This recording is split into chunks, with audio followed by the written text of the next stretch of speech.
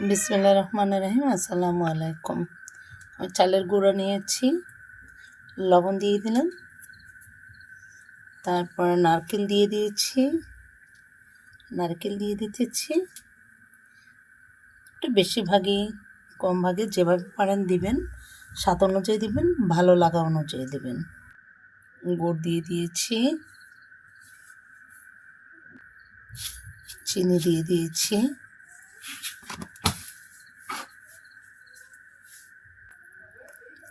এখন আমি মেখে নিচ্ছি।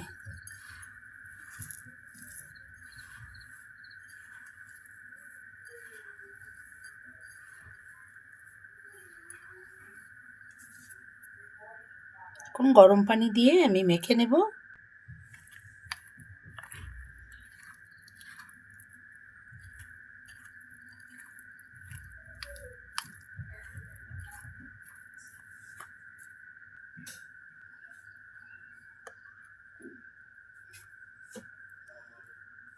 ব্যাটারটা গোলানো হয়ে গেল।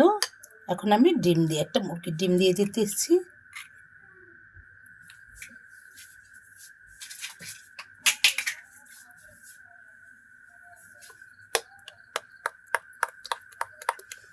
মুরগির ডিমটা দিয়ে এখন ফেটে নিচ্ছি।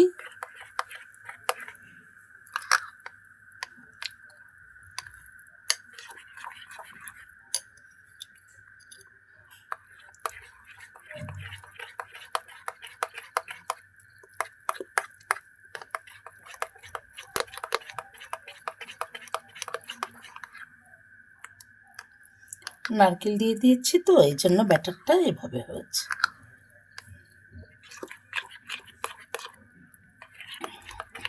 একটু গুঁড়া দুধ দিয়ে দেব, 2 চামচের মতো গুঁড়া দুধ দিয়ে দিয়েছি, বেশি দেওয়া যাবে না।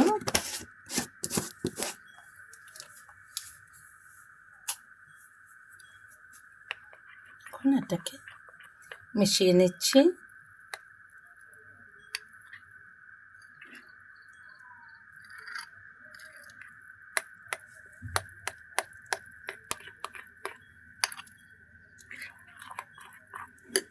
আর একটু পানি দিয়ে দিচ্ছি।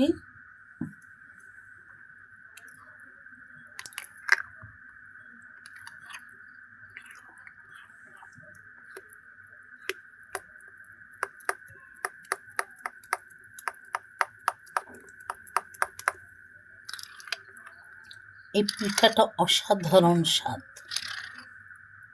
একটু লাল লাল করে ভেজে নেব। এটাকে তেলে ভাজা হবে না, ফ্রাই প্যানে একটু হালকা একটু তেল লাগিয়ে পরে এটাকে ভেজে নিতে হবে চাপড়ির মতো। অসাধারণ স্বাদ। দুধ দিয়েছি, নারকেল দিয়েছি, ডিম দিয়েছি, লবণ দিয়েছি, গুড় চিনি দিয়েছি। এটাকে সুন্দর করে ভেজে নেব।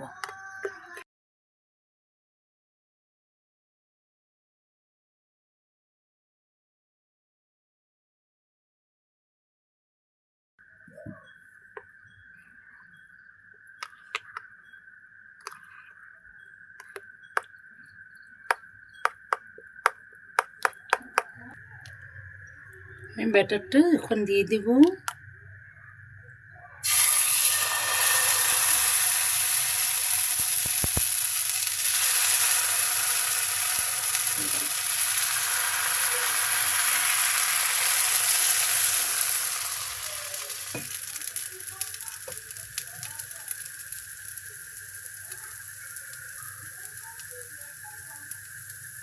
হয়ে গেছে।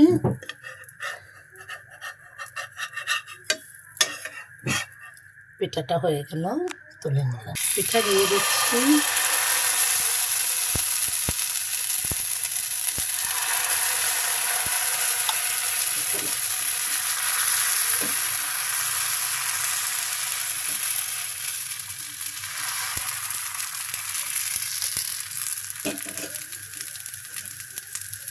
মজা হচ্ছে যে আমি এই যে উঠানোর সাথে সাথে আমি খেয়ে ফেলছি।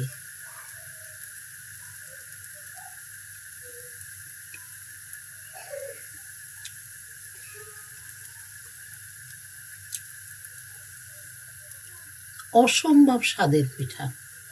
আপনারা এভাবে বানাবেন, অনুরোধ রইল। খেতে ভারী মজা।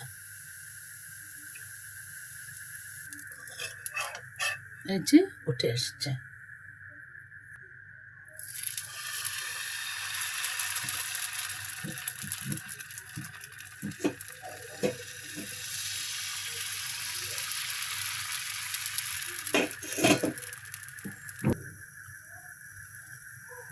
পিঠাগুলো বানানো সাথে সাথে সবাই নিয়ে খেয়ে ফেলে।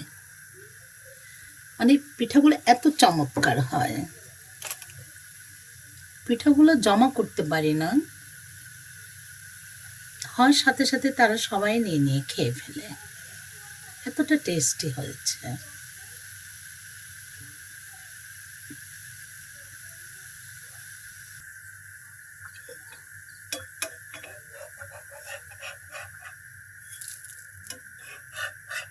যে কত সুন্দর উঠে যাচ্ছে। একটু তেল ব্রাশ করে নিতে হবে।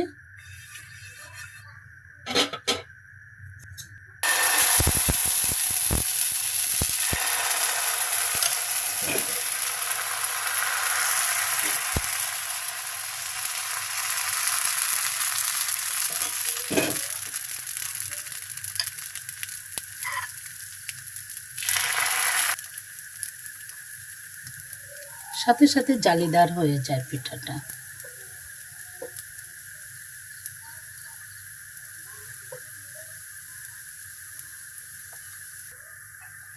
আপনাদের যখন মেয়ে জামাই আসবে তখন পিঠাটা বানিয়ে খাওয়াবেন, দেখবেন খেয়ে অনেক মজা পাবে।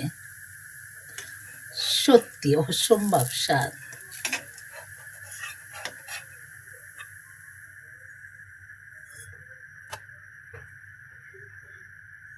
তখন সত্যিই বলবেন, আমার কথা মনে পড়বে।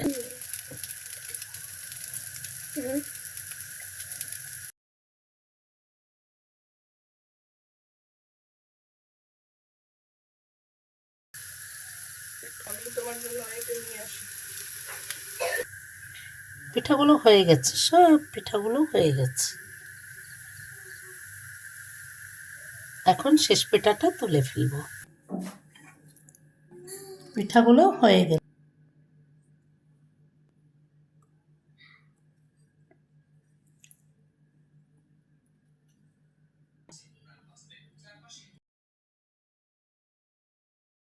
অন্য রকমের স্বাদের মিষ্টি খোলাজা পিঠা। খেয়ে দেখবেন, অসাধারণ।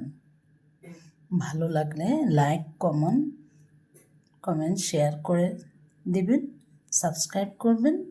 ভালো থাকবেন। আসসালামু আলাইকুম।